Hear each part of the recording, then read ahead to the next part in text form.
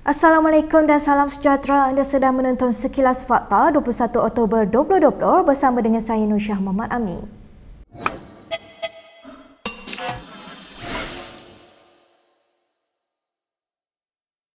Seminggu setelah mempertimbangkan kembali sokongannya untuk Pakatan Nasional, UMNO kini mengisytiharkan gencatan politik dan memperkuatkan sokongan kepada kerajaan. Perkara ini diumumkan dalam satu kenyataan oleh Presiden UMNO Ahmad Zahid Hamidi yang menyatakan pendirian rasmi parti itu dalam beberapa perkara. Antara lain, dia mengatakan parti itu akan komited kepada gencatan politik bagi memastikan agenda menangani COVID-19 dan membantu rakyat berdepan krisis ekonomi. Zahid bagaimanapun tidak menghuraikan lanjut maksud gencatan politik itu. UMNO juga memutuskan untuk mengarahkan kepimpinan parti dalam kabinet menumpukan usaha bagi menjayakan agenda itu. 13 Oktober lalu, Biro Politik UMNO mengumumkan akan mempertimbangkan untuk menarik diri daripada menyokong PN dan menetapkan syarat baru untuk meneruskan kerjasama dengan gabungan itu. Majlis Tertinggi UMNO dijangka membincangkan hal ini dalam mesyuarat yang dijadualkan semalam tetapi dibatalkan atas alasan PKPB yang dilaksanakan di Lembah Kelang. Langkah itu dibuat di saat Presiden PKR Anwar Ibrahim bergantung pada sokongan ahli Parlimen UMNO bagi meningkatkan sokongan majoritinya di Dewan Rakyat. Pejabat Peguam Negara AGC memutuskan untuk tidak mengambil tindakan terhadap Menteri Peladangan Perusahaan dan Komoditi Khairuddin Ahmad Razali berhubung tindakan melanggar kuarantin wajib COVID-19. No further action. Okay? NFA atas alasan kes di NFA dari sudut keterangan didapati YB Menteri telah tidak diserahkan dengan borang 14B di bawah Seksyen 15.1 Akta 342. Okay? So, bagi tujuan menjalani perintah kuarantin. So, berdasarkan keterangan tersebut, maka Jabatan Peguam Negara memutuskan untuk tidak mengemukakan sebarang pertuduhan terhadap YB Menteri memandangkan tiada keterangan yang kukuh bagi mengasaskan satu pertuduhan di bawah Akta 342 atau Undang-Undang Subsidiaries di bawahnya. Dalam pada itu, AGC mengesahkan siasatan mengenai aduan yang dibuat terhadap Khairuddin telah selesai dijalankan oleh pihak polis. AGC berkata ia mendapati borang 14B seperti yang diperuntukkan dalam garis panduan KKM yang mengandungi perintah pemerhatian atau pengawasan tidak pernah diserahkan kepada menteri tersebut sebelum beliau dibenarkan pulang ke rumah. Kerajaan hari ini memberi lebih penjelasan mengenai arahan kerja dari rumah kepada pekerja sektor awam dan swasta terlibat di bahagian pengurusan serta penyeliaan. Arahan kerja dari rumah berkuat kuasa untuk kawasan di bawah PKPB iaitu Sabah, Labuan, Selangor, Kuala Lumpur dan Putrajaya. Menteri Perdagangan Antarabangsa dan Industri Muhammad Azmin Ali berkata bahawa hanya 10% jumlah maksimum pekerja pengurusan dan penyeliaan akan dibenarkan bekerja di pejabat.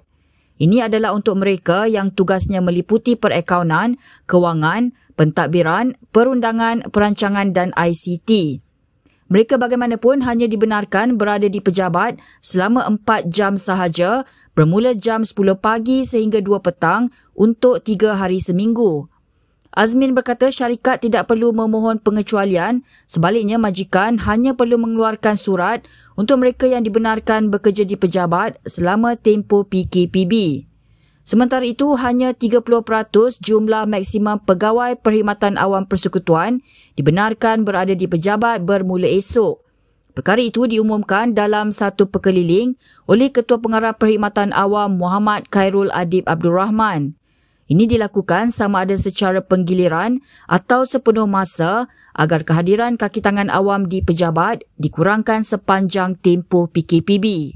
Malaysia merekodkan sedikit penurunan kes COVID-19 berbanding semalam apabila 732 kes baharu manakala 6 lagi kematian diumumkan hari ini. Daripada jumlah itu, 724 daripadanya adalah kes penularan tempatan dan 8 lagi kes import. Negeri Sabah masih mencatatkan jumlah kes tertinggi iaitu 535 kes bersama dengan 73.1%. Lebih banyak ujian makmal RT-PCR telah dijalankan di makmal-makmal di negeri Sabah serta dihantar ke Semenanjung Malaysia. Lebih banyak ujian RTK antigen juga dijalankan di lapangan di negeri Sabah. Jadi secara keseluruhan, sebanyak 30 kes iaitu 4.1% pada hari ini adalah daripada kluster penjara Seberang Perai, kluster penjara Kepayang, kluster penjara Tembok dan kluster penjara Rehman. Selangor turut mencatatkan peningkatan kes iaitu sebanyak 116 kes hari ini. Jumlah keseluruhan kes di Malaysia setakat ini adalah sebanyak 22,957 kes dengan 7,827 kes aktif. Seramai 102 pesakit lagi dimasukkan ke unit rawatan rapi hari ini dan 31 daripadanya memerlukan bantuan pernafasan. Dr. Nur Hisham turut mengumumkan 6 lagi kematian baru di mana 5 daripadanya dikesan di Sabah. Kerajaan Negeri Selangor hari ini mengulangi usahanya untuk mengenakan hukuman lebih keras terhadap pihak yang mencemarkan sungai sehingga menyebabkan gangguan bekalan air.